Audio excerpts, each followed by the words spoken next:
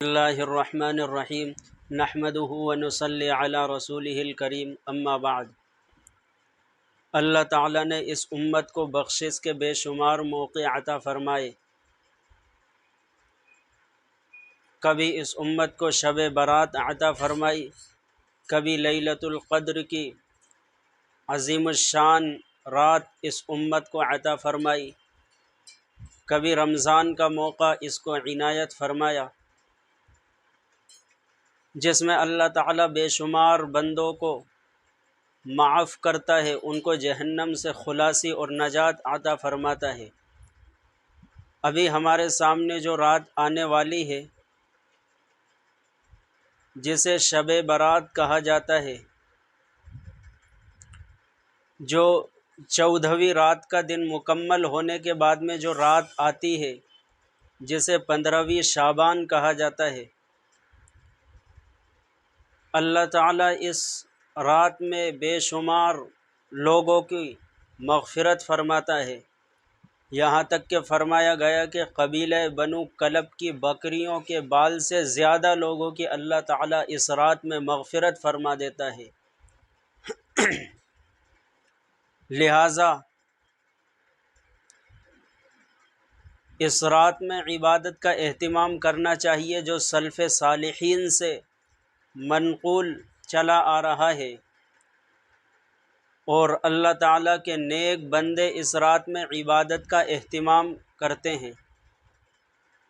لیکن ہم عجمیوں کے یہاں جب تک کہ کوئی رسم ایجاد نہ کر لی جائے، اور جب تک کہ کوئی ایسا کام نہ کر لیا جائے جو نبی اکرم صلی اللہ علیہ وسلم سے منقول اور ثابت نہیں ہے، اس وقت تک ہمارے یہاں کے لوگوں کو چین نصیب نہیں ہوتا، ان کو سکون نہیں ملتا، جب تک کہ نبی اکرم صلی اللہ علیہ وسلم کی کسی سنت کو چھوڑ کر کے اس کے مقابلے میں بدعت نہ گھڑ لے، بدعت اختیار نہ کر لے، کوئی رسم جاری نہ کر دے، اس وقت تک لوگوں کو سکون نصیب نہیں ہوتا۔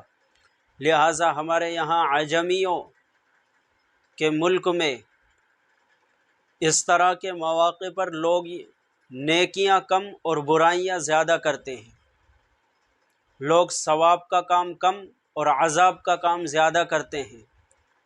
اس رات کو حلوے پکانے کے اہتمام کرنا، مساجد میں چراغاہ کرنا، مسجدوں کو روشن کرنا، اور لوگوں میں حلوہ تقسیم کرنا، عرفہ منانا وغیرہ وغیرہ، یہ ایسی چیزیں ہیں جس کا نبی اکرم صلی اللہ علیہ وسلم سے کوئی ثبوت نہیں۔ اسی طرح لوگ اس رات میں قبرستان جانے کو لازم اور ضروری سمجھتے ہیں، جبکہ فقہا کے فتاوے میں یہ بات ملتی ہے، خصوصاً جامعہ علوم الاسلامیہ علامہ محمد یوسف بنوری رحمۃ اللہ علیہ کا جو عظیم الشان ادارہ ہے، اس کے فتوے میں یہ بات ملتی ہے کہ نبی اکرم صلی اللہ علیہ وسلم اپنی پوری زندگی میں صرف ایک مرتبہ قبرستان گئے۔ لہٰذا اگر کوئی اس سنت کو زندہ کرنے کے لیے زندگی میں ایک مرتبہ بھی قبرستان چلا جاتا ہے تو اس کی سنت زندہ ہو جاتی ہے، اور وہ سنت پر عمل کرنے والا شمار ہوتا ہے۔ لہٰذا پوری زندگی کے ایک مرتبہ کے معمول کو لازم سمجھنا، ضروری سمجھنا، اور اس کے لیے اگر کسی کے والدین کی قبر دور ہے تو وہاں سے سفر کر کے وہاں جانا اور اپنے کو مشقت میں ڈالنا، پریشانی میں ڈالنا، ظاہر بات ہے کہ یہ کسی طرح درست نہیں۔ جو چیز شریعت کی جس طرح ہے اس کو اسی طرح رہنا چاہیے، جس چیز کا جو حق ہے اس کو وہی حق دینا چاہیے۔ اپنی طرف سے شریعت میں کمی بیشی کرنا اور کسی عمل کو زیادہ کرنا یا بڑھانا یہ ہرگز اور قطعاً جائز نہیں ہے۔ ابن ماجہ شریف کی ایک روایت ہے، نبی اکرم صلی اللہ علیہ وسلم نے فرمایا کہ اللہ تعالیٰ بدعتی شخص کے نہ روزے کو قبول کرتا ہے، نہ اس کی نماز کو قبول کرتا ہے، نہ اس کا حج قبول کرتا ہے، نہ اس کی زکوٰۃ قبول کرتا ہے، نہ اس کے عدل و انصاف کو قبول کرتا ہے۔ اور روایت کے آخر میں فرمایا گیا ایسا شخص دھیرے دھیرے اسلام سے اس طرح نکل جاتا ہے جس طرح بال کو آٹے سے نکال لیا جاتا ہے، کہ نکالنے والے کو نہ کوئی طاقت کی ضرورت پڑتی ہے، نہ اس میں زور لگانا پڑتا ہے، بآسانی بال نکل جاتا ہے۔ اسی طرح یہ شخص جب سنت کے مقابلے میں بدعت کو گھڑتا ہے، بدعت اختیار کرتا ہے، تو اللہ تعالیٰ اس بدعت کی نحوست سے ایک سنت کو اس قوم میں سے اٹھا لیتا ہے، اور پھر بدعت کی اور رسومات کی عادی ہو جاتی ہے اور سنت سے آہستہ آہستہ دور ہو جاتی ہے، یہاں تک کہ ایک دن ایسا بھی آتا ہے کہ ایسا شخص دائرہ اسلام سے ہی نکل جاتا ہے اور ایمان سے ہی محروم ہو جاتا ہے اور اسے اس کا احساس بھی نہیں ہوتا۔ اس لیے اس رات میں اللہ تعالیٰ سے عبادت کرنا چاہیے، اللہ تعالیٰ سے مانگنا چاہیے، مغفرت کی درخواست کرنا چاہیے۔ یہاں تک کہ بعض حدیثوں میں فرمایا گیا کہ اللہ تعالیٰ آسمان اول پر نزول فرماتے ہیں اور پھر یہ آواز لگاتے ہیں، ہے کوئی مغفرت طلب کرنے والا کہ میں اس کی مغفرت کر دوں، ہے کوئی روزی روٹی کا سوال کرنے والا کہ میں اس کو رزق عطا کروں۔ لہٰذا اللہ تعالیٰ سے مانگنا چاہیے، دعا کرنا چاہیے، پوری امت کی دعا کرنا چاہیے، اور اس رات میں اپنی طرف سے کوئی عبادت بنا کر کے اس کو لازم سمجھنا اور اس کو کرنا یہ درست نہیں۔ جیسا کہ ہمارے یہاں اب اس طرح کا ماحول بن گیا کہ جب شب برأت آتی ہے تو مسجدوں کو روشن کیا جاتا ہے، سجایا جاتا ہے، اور لوگ مسجد میں اکٹھا ہوتے ہیں اور جاگنے کی کوشش کرتے ہیں، اور لوگ اس میں تکلیف کے ساتھ جاگتے ہیں، لہٰذا یہ درست نہیں۔ نبی اکرم صلی اللہ علیہ وسلم نے اس رات کی فضیلت تو بیان فرمائی، صحابہ نے حضور اکرم صلی اللہ علیہ وسلم کے واسطے سے اس رات کی فضیلت بیان فرمائی۔ تقریباً 17 صحابہ نے حضور اکرم صلی اللہ علیہ وسلم سے اس رات کے حوالے سے یہ بیان فرمایا کہ یہ رات فضیلت والی رات ہے، لہٰذا اس میں عبادت کا اہتمام کرنا چاہیے۔ لیکن نبی اکرم صلی اللہ علیہ وسلم نے عبادت کا کوئی طریقہ نہیں بتلایا کہ کون سی عبادت کرنا ہے۔ اپنے اپنے طور پر اس رات میں جاگ کر کے نفل عبادت کرنا، نفل میں مشغول ہونا، اسی طرح اس دن کا روزہ رکھنا یہ ثواب کا کام ہے۔ لیکن اجتماعی طور پر مسجدوں میں جانا، مسجدوں کو روشن کرنا، چراغاں کرنا، قبرستان جانا، ظاہر بات ہے کہ یہ کوئی ضروری نہیں ہے۔ نفل عبادت میں گوشہ نشینی بہتر ہے۔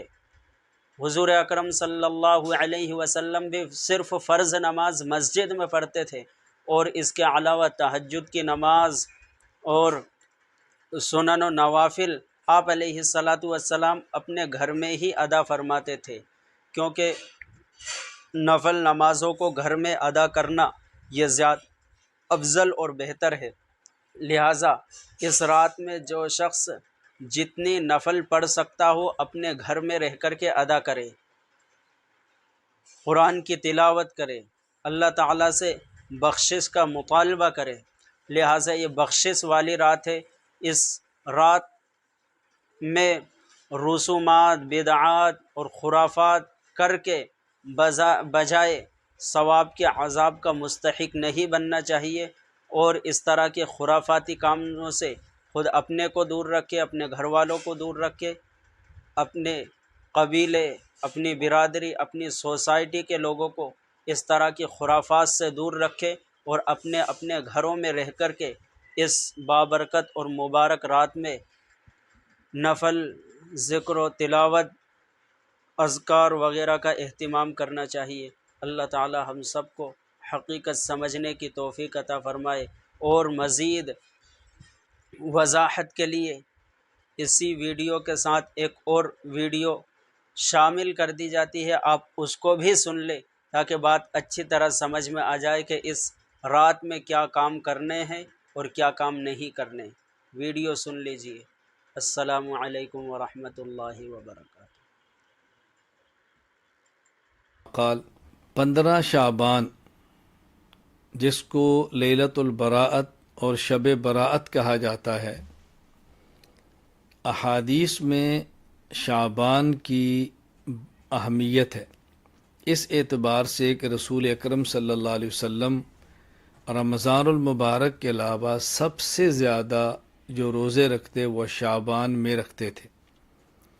اسی طرح رسول اکرم صلی اللہ علیہ وسلم رجب کا چاند نظر آنے پر دعا جب مانگتے تو شعبان کا ذکر بھی فرماتے، اللہم بارک لنا فی رجب و شعبان و بلغنا رمضان، اور رمضان تک اے اللہ ہمیں پہنچا دے۔ اسی طرح حضور اکرم صلی اللہ علیہ وسلم کا ارشاد ہے، آپ نے فرمایا احسو ہلال شعبان لرمضان، کہ شعبان کا جو چاند ہے اس کو اچھی طرح محفوظ رکھو، اس کا حساب کرو رمضان کے لیے۔ تو چونکہ شعبان رمضان کا مقدمہ ہے، شعبان رمضان کی تمہید ہے، شعبان رمضان المبارک کی تیاری ہے، اس کی خاص اہمیت احادیث کے اندر آئی ہے۔ پھر شعبان میں 15 شعبان یعنی 15ویں رات، اس کو لیلۃ البراءت کہا جاتا ہے عربی میں، اور ہمارے اس کو شب براءت کہتے ہیں۔ یعنی یہ وہ رات ہے کہ جس میں اللہ تعالیٰ خصوصیت سے توبہ قبول فرماتے ہیں، لوگوں گناہوں کو معاف فرماتے ہیں، اللہ تعالیٰ رحمت عطا فرماتے ہیں اس رات کو۔ اس رات کے بارے میں بطور خاص حضرت علی رضی اللہ تعالیٰ عنہ سے حدیث موجود ہے جو کہ سنن ابن ماجہ حدیث نمبر 1388۔ اسی طرح امام بہقی کی شعب الایمان جلد 3 صفحہ 378 پر روایت موجود ہے کہ حضرت علی رضی اللہ تعالیٰ عنہ نے فرمایا کہ رسول اکرم صلی اللہ علیہ وسلم نے ارشاد فرمایا، اذا کانت لیلۃ نصف من شعبان، جب شعبان کی درمیانی آدھے شعبان کی بات رات ہو یعنی 15ویں شب، فقوموا لیلہا، تو اس رات کو قیام کرو، وصوموا نہارہا، اور دن کا روزہ رکھو۔ تو 15 شعبان رات کی عبادت اور دن کا روزہ یہ مستحب ہے، رکھنا چاہیے، نہ سنت مؤکدہ ہے، نہ واجب ہے، نہ فرض ہے۔ اگر کوئی شخص اس دن کا روزہ نہ رکھے اور 15 شعبان کی شب کا قیام نہ کرے، کوئی اس پر ملامت نہیں، کوئی اس پر نکیر نہیں، کوئی اس پر اعتراض نہیں۔ اگر کوئی رکھتا ہے تو بہت اچھا کرتا ہے، لیکن اس رات کو قیام اجتماعی کرنا، نوافل کی جماعت کرانا، باقاعدہ تداعی کر کے لوگوں کو دعوت دینا، یہ مناسب نہیں۔ اسی طرح باقاعدہ شعبان کے روزے کے لیے رمضان کے روزے کی طرح عمومی سحری کے اعلان کرنا، عمومی افطاری کے اعلان کرنا، سحری افطاری کا اہتمام کرنا، یہ مناسب نہیں۔ یہ عبادت ہے، اجتماعی نہیں، انفرادی ہے، فرض واجب سنت مؤکدہ نہیں، بلکہ زیادہ سے زیادہ مستحب کے درجے میں ہے۔ اگر کوئی کرتا ہے تو بہت اچھی بات ہے۔ ہمارے بہت سارے مشائخ سے اس رات کا قیام بھی ثابت ہے، رات کی اہمیت کے پیش نظر عبادت بھی ثابت ہے۔ اللہ تعالیٰ توفیق عطا فرمائے تو کرنی چاہیے۔ ہاں، ایک بات کا بطور خاص خیال رکھیں کہ بعض لوگ وہ ہیں جن کے بارے میں رسول اکرم صلی اللہ علیہ وسلم کا ارشاد ہے کہ ان کی اس رات بھی مغفرت نہیں ہوتی۔ ہمیں اس سے بچنا ہے کہ ہم اس فہرست کے اندر شامل نہ ہوں۔ یہ حدیث شعب الایمان للبیہقی کے اندر موجود ہے، حدیث نمبر 3556۔ الترغیب والترہیب کے اندر موجود ہے، حدیث نمبر 1547، کہ نبی کریم صلی اللہ علیہ وسلم فرماتے ہیں جبرائیل میرے پاس آئے، اتانی جبرائیل علیہ السلام، فقال هذه الليلة لیلۃ النصف من شعبان، یہ شعبان کی درمیانی شب ہے یعنی 15ویں شب ہے، وَلِلَّهِ فِيهَا عُتَقَاءُ مِنَ النَّارِ بعدد شعور غنم کلب، بنی کلب کی بکریوں کے بالوں کے برابر، یعنی بہت بڑی تعداد میں اللہ تعالیٰ جہنم سے لوگوں کو آزادی کا فیصلہ فرماتے ہیں۔ لیکن لا ينظر اللہ فیہا الی مشرک و الی مشاجح ولا الی قاطع رحم ولا الی مسبل ولا الی عاقل لوالدی ولا الی مدمن خمر۔ یہ 6 لوگ ایسے ہیں کہ جن کی طرف اللہ تعالیٰ رحمت کی نظر سے نہیں دیکھتے۔ نمبر 1 مشرک، نمبر 2 کینہ رکھنے والا، نمبر 2 رشتہ داروں سے تعلقات کو ختم کرنے والا، نمبر 3 نمبر 4 شلوار ٹخنوں سے نیچے رکھنے والا، نمبر 5 والدین کی نافرمانی کرنے والا، نمبر 6 شراب کا عادی۔ اللہ تعالی ہماری حفاظت فرمائے۔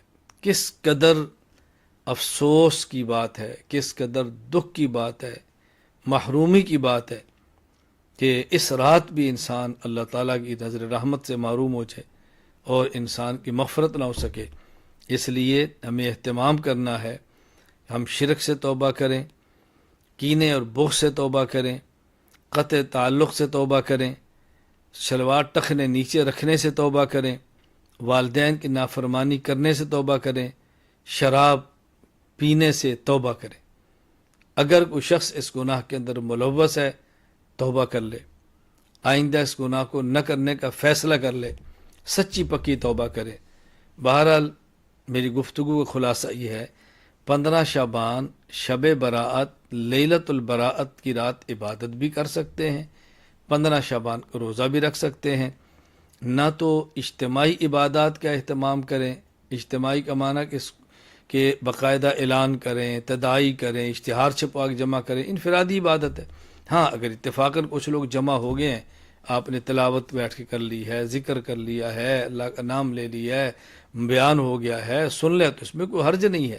ہاں لوگوں کو جمع کر کے بیان کرنا، سمجھانا، یہ ایک الگ چیز ہے۔ تو عبادت کرنے میں حرج نہیں ہے، مستحب ہے، کرنی چاہیے، لیکن اس کو ضروری نہ سمجھیں، خاص کھانے نہ پکائیں، اور جو عبادت کا اہتمام نہیں کرتا اس کو مجرم نہ سمجھیں، غلط نگاہ سے نہ دیکھیں، اور توبہ کا بہت زیادہ اہتمام کریں۔ اللہ تعالی ہمیں اس رات کا اہتمام، اللہ تعالی اس رات کی عبادت، اس رات کا قیام کرنے کی توفیق دے، اور اللہ تعالیٰ 15 شعبان کے روزے کی توفیق عطا فرمائے۔ ہاں یہ کر لیں کہ سب سے بہترین بات عشاء کی نماز جماعت کے ساتھ پڑھیں، اس کے بعد کوئی گناہ نہ کریں، کچھ تلاوت کریں، ذکر کریں اور سو جائیں۔ صبح اٹھ کے تہجد پڑھیں، پھر وتر پڑھیں، اور یوں فجر کی نماز تک خود کو اعمال کے اندر مشغول رکھیں، جماعت کے ساتھ عشاء کی نماز، جماعت کے ساتھ فجر کی نماز۔ انشاءاللہ اللہ تعالیٰ کی ذات سے امید ہے اللہ تعالیٰ پوری رات اجر اور عبادت کے اندر شمار فرمائیں گے۔ وآخر دعوانا ان الحمد للہ رب العالمین۔